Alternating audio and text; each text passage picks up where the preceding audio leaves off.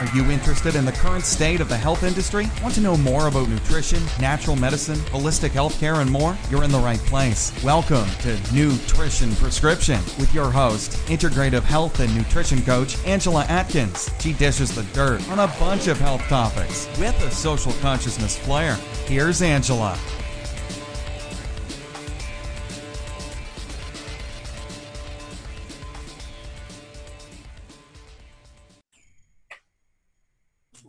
Hi, and welcome to Nutrition Prescription. I'm your host, Angela Atkins of Your Health Unbound, and today I am honored to have with me Kelly Saganak. Kelly has been training counselors for 20 years, but then she decided to go in a different direction that was more personally fulfilling to her and not so academic. Growing up with generalized anxiety and undiagnosed ADD, she found self-healing from her own eating disorder, and that helped her feel her calling to serve women in a different way. She started blogging and then launched her site, Simply Sublime Coaching. From there, she has trained as a life coach and has plans now to write a book in the spring of 2017. As her practice grows, she knows she's doing exactly what she's designed to do.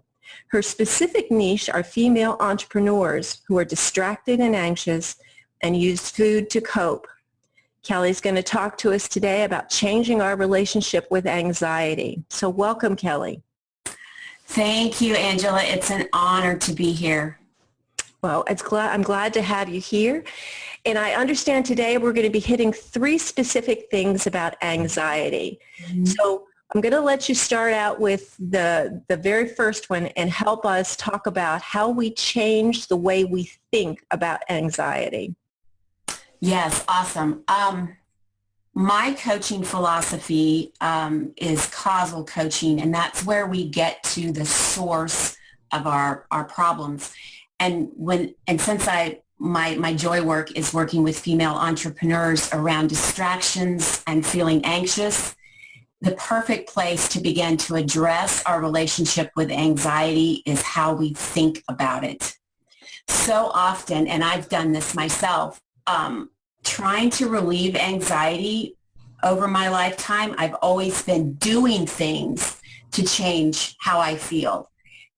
More of this, more of that. You know, I felt like the only way, and that's what I was told, was to deal with anxiety was to do something about it or medicate it, when what I've learned over the years and through my own training is the best place to start with changing our relationship with anxiety is how we think about it. Because anxiety is a normal emotion, it's a common emotion, it's the reason we're here today, because it's helped us survive as a species. However, we've become somewhat self-indulgent with it, and the way we think about it often creates the type of anxiety that is not serving us. It's not the anxiety that helps us survive. Can you explain that a little bit, how anxiety helps us survive? Well, when you think about way back when we needed to survive in terms of fight or flight, to get out of danger, to get out of harm's way, that's where anxiety serves us, where we suddenly feel that rush of emotion that means get out, escape, get away. That anxiety is the anxiety that helps us survive. I see. It's like when my 13-year-old decides in the middle of the night when I go down to get a drink of water to jump out and scare me. That's a whole different anxiety than the one that we're manifesting in our lives daily that doesn't serve us. So I like to make that separation. It's not about completely getting anxiety out of our life because it's a very common and normal emotion, but it's about this other anxiety that we're manifesting that simply doesn't serve us and comes from how we think. The anxiety that we use to survive is a reaction. It comes directly from the limbic system part of the brain that we don't think about. It just is automatic. Fight or flight, get out. but this other one comes from a thought of, that we create in our minds. I see. Okay. So how do you propose that we change the way we think about anxiety? We have to begin to learn to change our thinking. Every thought we have is optional. And that can be such an amazing gift, just to recognize that everything that you and I think, even sitting here today, is an optional thought. So if I think to myself, I'm not worthy, I'm not enough, oh my God, if I have to do this speech in front of these people, what are they going to think about me? They're going to laugh at me. I'm no good at speaking. I don't know what I'm talking about. I'm not a fraud. That's going to probably create a generalized sense of anxiety in my body if I think those thoughts. However, I can choose to think different thoughts, and this takes practice and commitment. I can choose to think thoughts like, I am worthy. I do know my topic. I do know what I'm talking about. I am worth standing up in front of these people and delivering my message. I might still have some sense of nervousness and kind of eagerness and anticipation in my body, but it's a different thought that creates a different emotion that then allows me to show up in my life and serve, lead, and be the entrepreneur, the leader that I'm intended to be. So do you use things like affirmations or some other skill to develop these positive thoughts? Absolutely. I use a lot of exercises with my clients. I teach them, first of all, I teach them the model that any circumstance in our lives gives us the opportunity to create a thought about it. That thought, it then creates a feeling. Though it's the feelings that drive our actions, and then it's the actions that create the results in our lives. So if I want to feel a certain way, then I need to create a thought that helps manifest that. So I teach my clients the thought model on how to work those models. I also teach them how to do daily thought downloads. If I'm feeling anxious, what I need to do is find a quiet space and sit and download everything I'm thinking that's creating this feeling of anxiety in my body. So I think we're on the same page because I do similar things with my clients, not to the extent that you do, but it really is changing your mindset to change your lifestyle. Right. That's where that's the very first session I have with my clients. You need to change your mindset in order to make any changes in your life. Yes. So I agree with that 100%. Yeah. So we start there, and I teach them to ask themselves some powerful questions around, if this thought is creating anxiety for me, which then causes me to not lead in a way that is most serving, and then creates results that I don't want, why am I choosing to think that thought? Really? So if they get to that point, how do they cross that barrier? To some people, it's, yeah, I realize I'm doing this, but how do I make that change? It's a daily practice. So I do help them discover new thoughts. First of all, I want them to be really, really, really clear that it's their thinking that's creating the anxiety. A lot of people don't believe that. A lot of people think it's the circumstance that's creating the anxiety. It's not. Because you might think a thought about a circumstance that's totally different than the thought I think about the same circumstance. Mm-hmm. So first of all, they have to really realize the model, the thought model. Then I can begin to ask them, and they can begin to contemplate and explore, what would they rather be thinking? What would they rather be feeling than anxiety? So does that go into your second point of changing the way you feel about anxiety? It does, because oftentimes I can choose to feel about anxiety in a way that's panicked, angry, like I feel anxious. It's not that I don't ever feel anxious, but I use anxiety now more as oh, kind of a friend, kind of a check-in, kind of a, okay, what's going on with me that I'm feeling anxious here in the moment? And then I can check in with my thoughts. But before, years ago, when I would feel anxious, I would get really angry at myself. I would feel anger towards my anxiety, if that makes sense. Yes, yes, it does. Let me just ask you this. So if you have a client that's going through this and they're trying to discover all these things personally about their anxiety, do you have them journal or do something that Yes. they can refer back to like validate themselves and to realize as they grow how far they've come? I do. I send all my clients a journal when they sign up with me, so journaling is important. I give them journal prompts. I give them lots of homework. I often send them inspirational books to read that I usually think about a book when I'm working with a client that I think might be helpful for them, so I send them a book, and I give them lots of prompts to journal and to notice. They have to become very connected to their body and their mind to understand the relationship that's happening. And I think journaling is a great way to do that. Great. Absolutely. So being able to respond from a place of compassion with their anxiety versus anger, judgment, criticism, because that only creates more anxiety. So it's about a path of self-love, basically, isn't it? Absolutely. Because we're so critical of ourselves. Right. We're the very first ones that say, oh, how horrible you are, or you're making a bad choice, rather than saying, why am I doing this? Let me find the reasons and then come out to a sense of loving yourself and not hating yourself for having this knee-jerk reaction. You have to absolutely.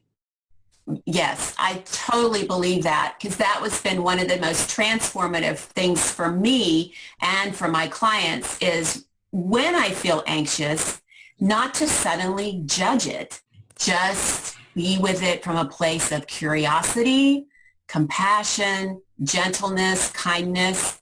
Often that's all I need and my clients need for it to subside. Mm-hmm. But if I come at it angry and harsh and, oh my God, you're anxious again, it only spirals it.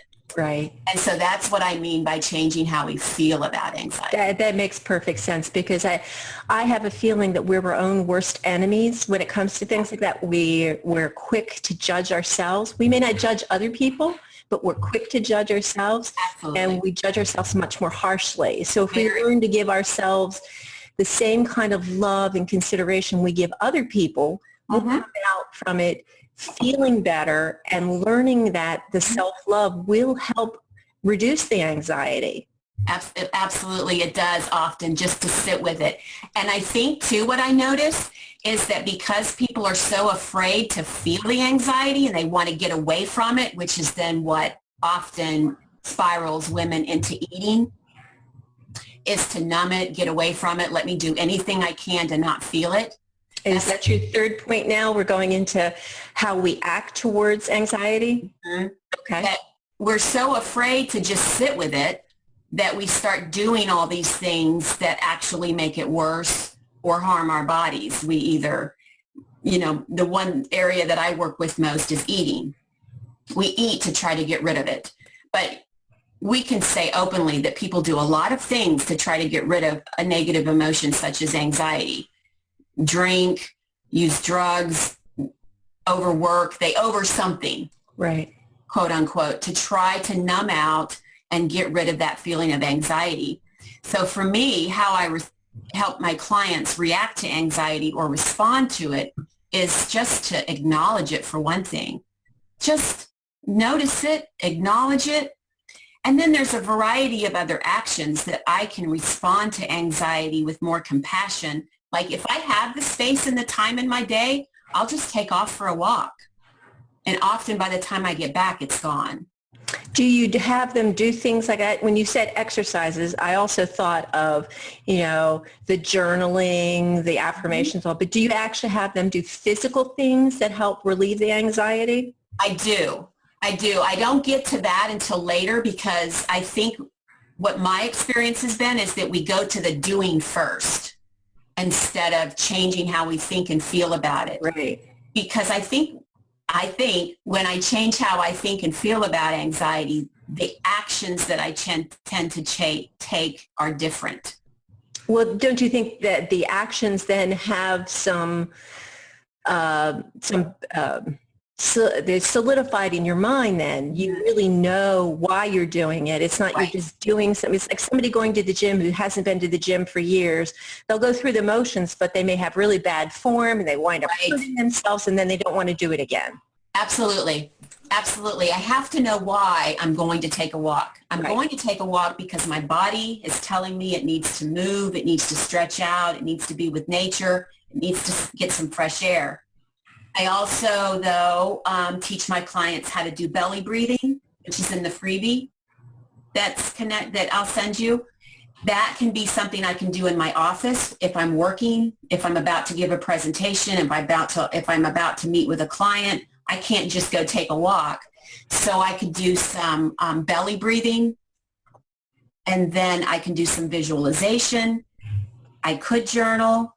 Tell us a little bit about visualizations. I know this is it's been a hot topic for quite some time. People will talk about, getting guided visualizations or, visualizations that you do yourself. Give us a little example or something that will give us an idea of how visualizations work in your practice. I really inspire my clients to find their own visualizations, the ones that really work for them. It might be a favorite place that they've visited and gone to that just totally zens them out, like a beach or a mountain or a nature walk.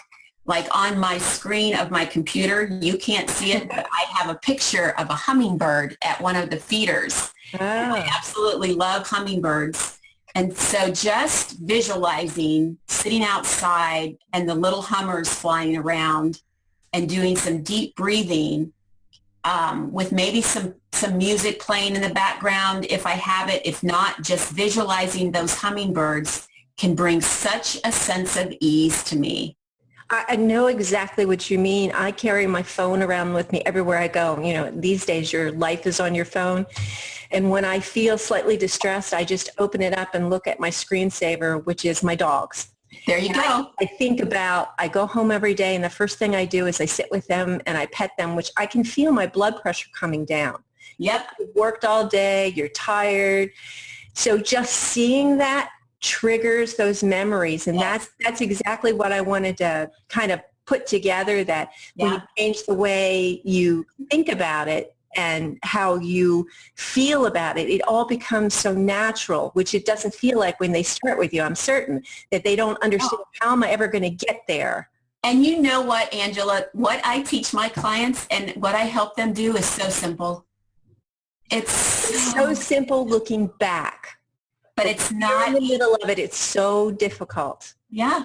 I've had points in my life that anxiety and fear have taken over, and without being able to get your mind wrapped around what you needed to know, that this is temporary, this isn't life-threatening, you can make it change. Yeah.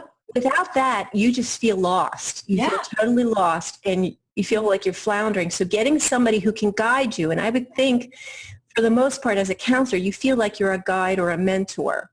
You're not really doing it for them. You're showing them how they do it themselves. And I think that's what's so important. Yes, yes. And I think that's why I just love coaching, because it's a way they have complete control over what they decide to do. My clients, all of us, they have to create their own protocols or it's not going to work.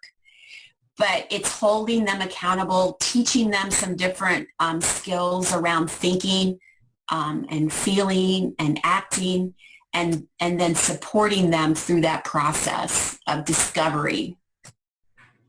That's fantastic. So I imagine everything is personalized, that there's no set routine. So when a client comes to see you, you have to really delve into what it is they personally need, and you work through the process with them. You partner with them. Absolutely. That's fantastic. I like that. Absolutely. Absolutely. It has to work for them. And so helping them discover, what thoughts that are going to serve them. As you said, affirmations. Even my desktop right here, my computer down here, I've got all these sticky notes of some of my favorite affirmations. It's amazing. I just love it. And I can just read them and just feel so inspired. So a mind that is troubled by excessive anxiety in your practice, you see with the specific group of people you work with, these female entrepreneurs, that most of their response to that is to use food to cope.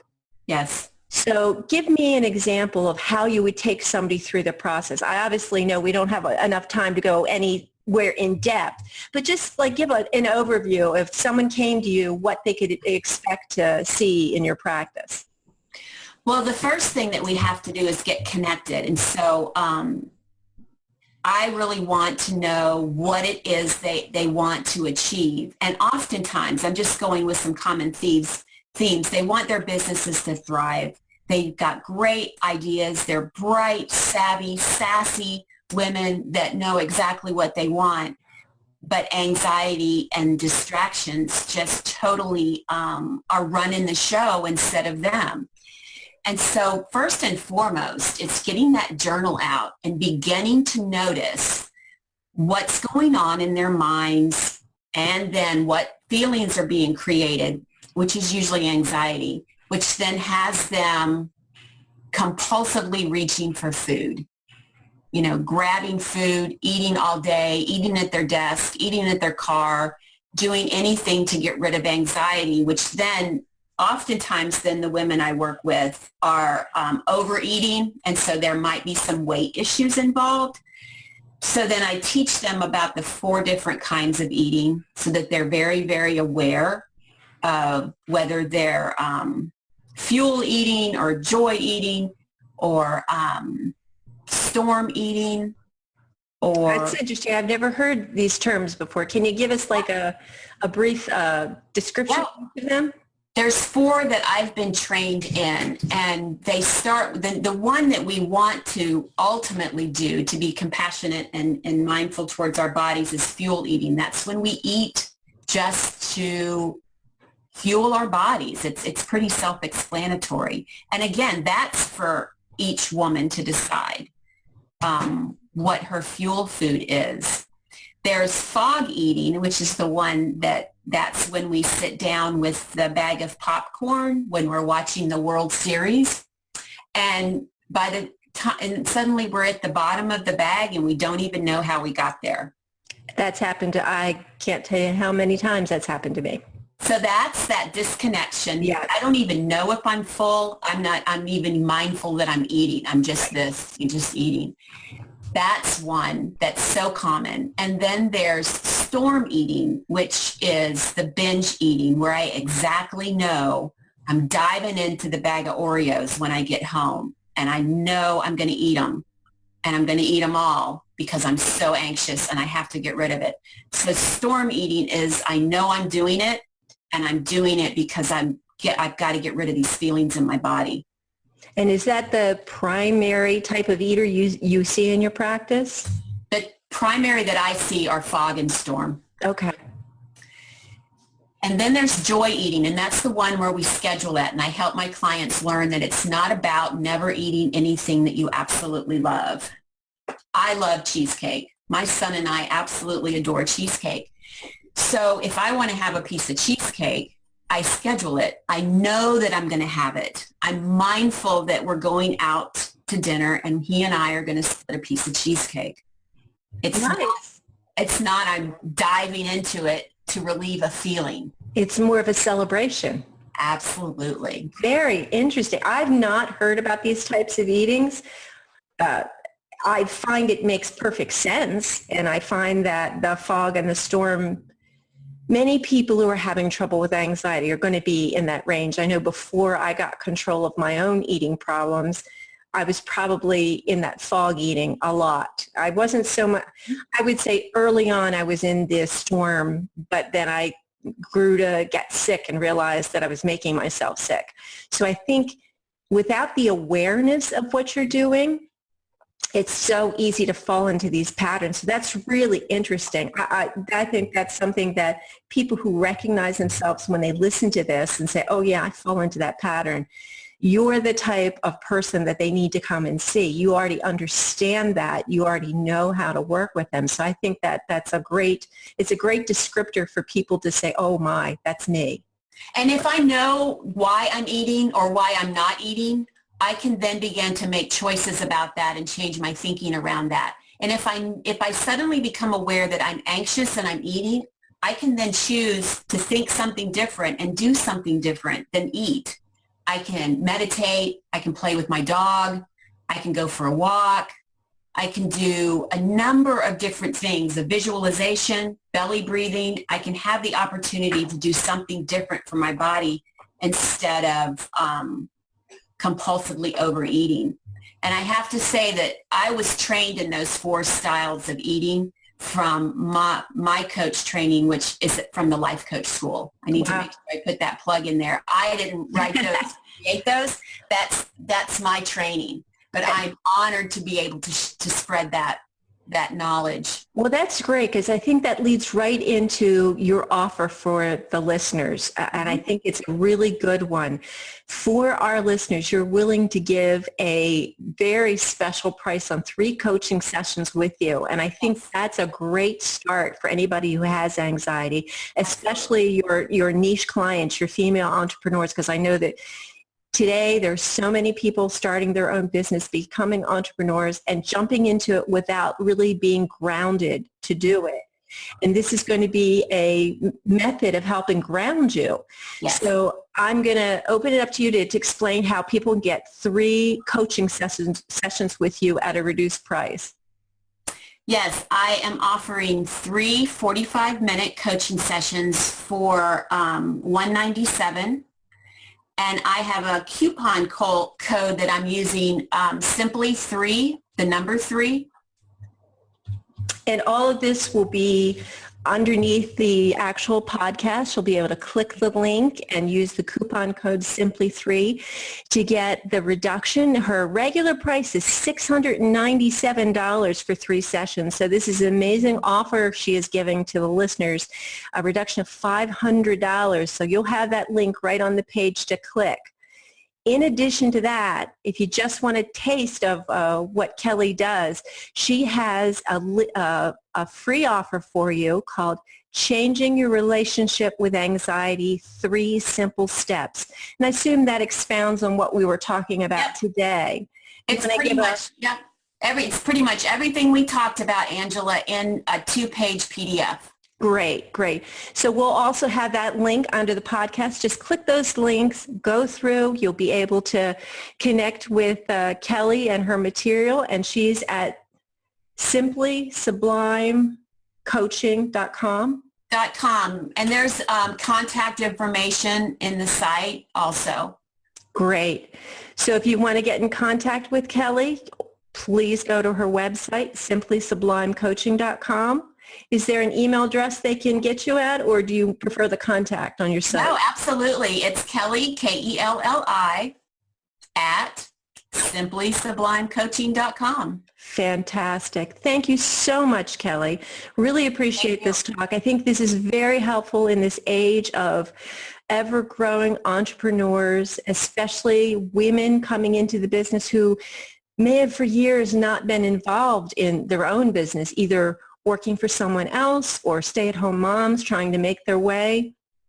So much anxiety is around business today. It's not like it was 10, 15 years ago where you could jump in with both feet and just figure it out as you're going. There's so much competition these days that I think it raises that anxiety level. So having someone like you to help them through it is just a great gift.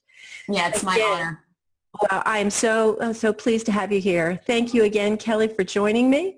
Thank you, this Angela. has been a wonderful interview. Thank you for joining me, Angela Atkins, on Nutrition Prescription, and I'll talk to you next time. Thank you.